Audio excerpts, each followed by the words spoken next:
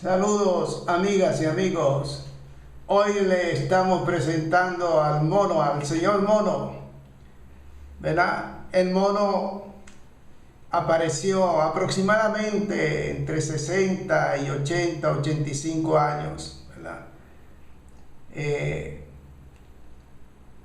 Hay una diversidad de clases de mono.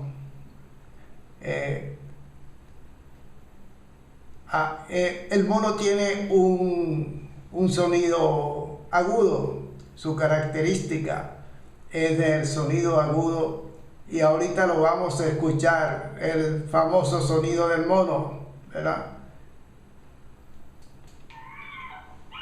Ajá. Así es.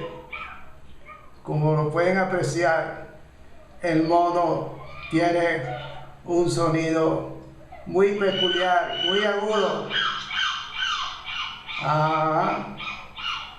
Se puede ver allí, sentir el sonido del mono.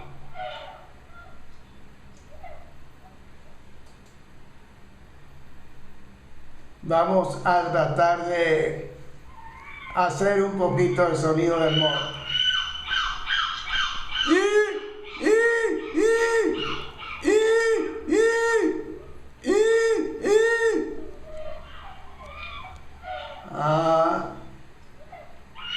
Así es, muy agudo su sonido del mono.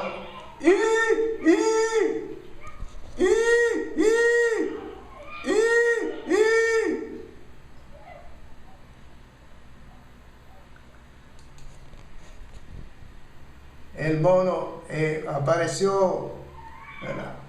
Es muy característico, y el mono anda de rama en rama, como dicen, monea mucho el mono, ¿verdad?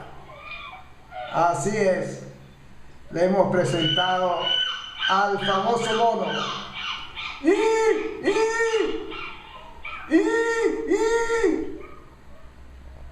Gracias amigos por la amable atención.